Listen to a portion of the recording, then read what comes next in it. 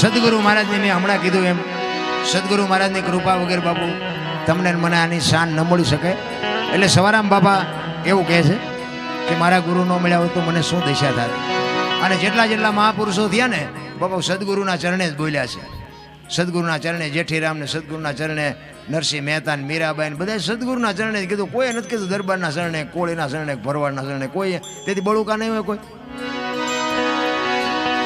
પછી તમે જો અને આમાં છે ને આપણી ગત છે ને, ગત ગંગા, જેસલ તોરલ, રૂપાદે, માલદે, કતીબ શાહ, હુરમભાઈ, લાખો, લોયણ, જેતો, ભગત, ખીમડીઓ, કોટવા, ડાલીબાઈ, હાલો, હુરો, વણવીર, ઢોંગો, નીરલ, કુંભો, આ બધા ગતના ગોઠી જે હતા ને એમાં બાપુ બધા હતા. અમીર ને, ગરીબ ને, હરિજન ને, દરબાર ને, કોળી ને, મુસલમાન ને, બૈરા ને, આદમી ને, બધું ભેગું હતું. પણ ખોળિયા જુદા હોય ને જીવ જો એક થઈ જાય ને તો મળદા અત્યારે બેઠા થાય. જરૂર આની છે. આ બલિરાજામાં કે બંધ શું કામ કર્યું? એમાં તિરાડ પડી એટલે બંધ કર્યું. તમે જો પ્રહલાદ, પેલા પાઠ પ્રહલાદે કર્યો, પછી હરિશ્ચંદ્રે કર્યો, પછી ધર્મરાજાએ કર્યો અને પછી બલિરાજાએ કર્યો. અને બલિરાજાએ કર્યો પછી બકરી બેઠી ન થઈ એટલે સંતો સમજી ગયા કે ભાઈ બંધ બધું મૂકી દો, આમાં હવે નથી જામે એવું. એવડે ગાંડાય છે.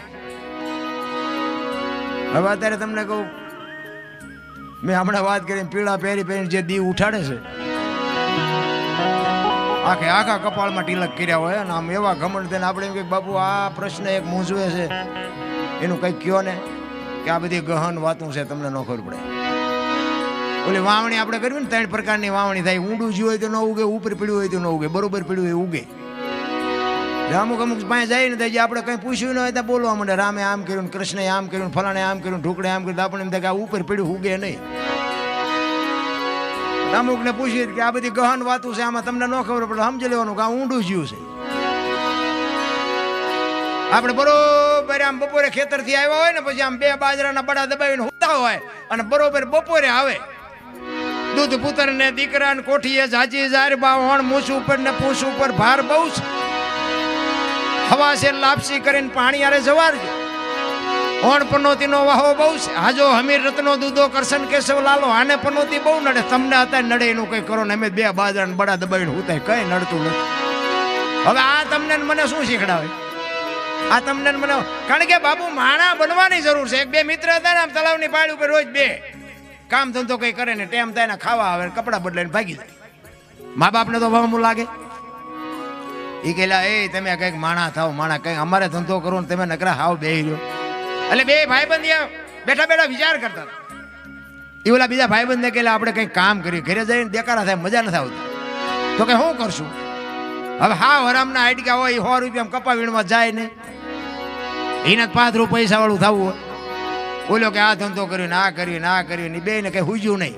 પછી એક બોલ્યો કે મને એક ધંધો હુજે કે શું, પૈસા સાપવાનું કારખાનું નાખી દે હાલ નહીં. કે મૂળ ઘરે પૈસાની જરૂર છે ને, પૈસા આપી દે પછી શું કકડાટ થવાનું? એ કે હા એ તારી વાત સાચી. લે બધું કર્યું ભેગું, કાગળ ને એ મશીન બશીન એનું જે આવતું હોય. આપણે કઈ ધંધો કર્યો નથી પણ એમ ઈવડે બધા ભેગું કર્યું અને 2 જણા મીડા પૈસા બનાવવા.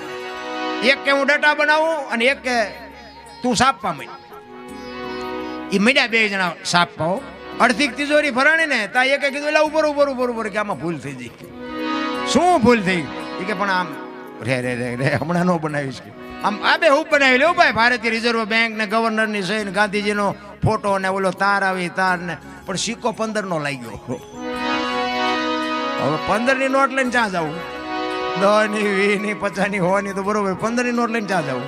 એ કે ભલામણ આમ જો તો ખરો 15 નો સિક્કો લાગ્યો, હવે આ લઈને ક્યાં જવું? એટલે એ કે હા એ ભૂલ થઈ ગઈ. એ કે ગામડામાં જવાય, ગામડામાં નાની દુકાનો હોય, કોઈક ડોહા બાપા બેઠા હોય, કોઈક ડોશમાં બેઠા હોય, એમને ન ખબર પડે કે અહીંયા હાલી જાય.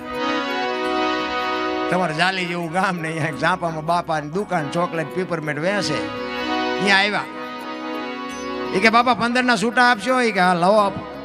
15 ની નોટ આપી ને બાપા આમ જોઈ રહ્યા. એ કે લા 15 ની નોટ આ ચારે બહાર પડી. એ કે હમણાં જ બહાર પડી, તમને નથી ખબર? કે એ કે પણ અમારા છોકરા રોજ મોરબી ને વાંકાનેર જાય છે પણ કોઈ બોલ્યા નહીં 15 ની નોટ બહાર પડી. એ કે દેવાય દો, અમે 15 રૂપિયાનું થોડું જૂઠું બોલતા છું. બાપા કે આપવું ખરો પણ 14 આપું. એ કે 15 નો આપું. બોલ્યા અમને એમ થયું કે 8 આને નથી આવતા, 14 તો 14 લઈ લેવાય ને. એ કે સારું 1 રૂપિયામાં તમારો જીવ બગડ્યો ને કે લઈ લો, હાલો 14 આપો. ટેબલનું એટલું ખાનું ખોલીને બાપાએ હાથની 2 આપી.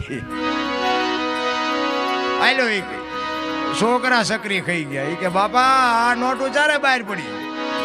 એ કે તારી પેલા મેં કારખાનું નાખ્યું હતું, તારે 15ની થઈ છે ને ભૂલી, મારે 7ની થઈ, જ્યારે જોઈ તારે આવજે.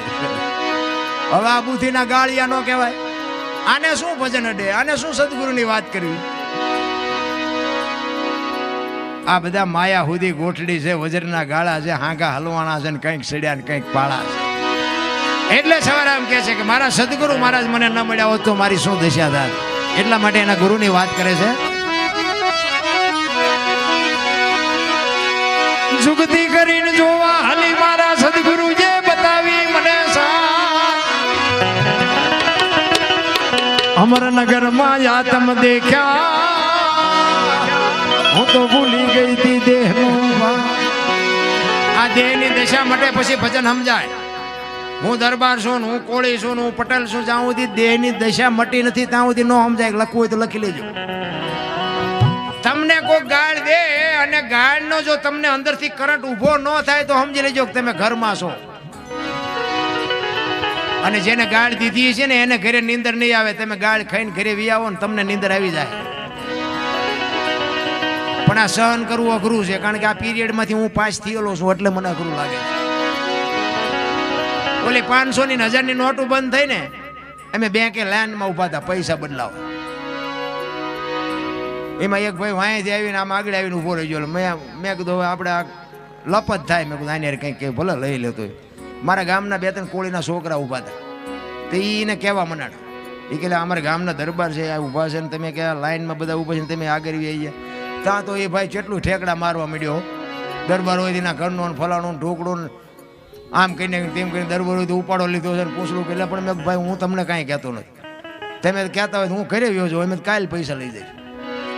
પણ તમે શાંતિ રાખો. એ ઓલો કહે છે ને હું તો મેં તમને કંઈ કહેતો નથી. ના ના કે તમે દરબાર હોય શું કરો. પછી મેં કીધું તમે થોડાક મોડા ભેગા થયા છો. બાકી તો મેં કીધું શું કરો એ તો મેં કીધું સમજવું હોય ને તો અમારે અહીંયા ટ્યુશન બાંધવું પડે. તમારે ચમ બાજવું ને એ અમારે અહીંયા ટ્યુશન રાખવું પડે. બાકી તમે આગળ તમે તારે વ્યા જાઓ. બાકી હવે અમે આ જગત બાપુ નથી સુધરવા દે એવું. અને આ બાપુ જે ઝેર પીવું પડે છે ને એ અત્યારે વહમું લાગે અમારો આત્મો જાણે છે. નકર હામાં ન મળે. હામાં રામ હારા હારા ને ધૂળ સાટતા કર્યા છે. પછી ભલે મેં મારે ખાતો છે ધરીને હોય એવું ન માનતા નકરા માર્યા છે.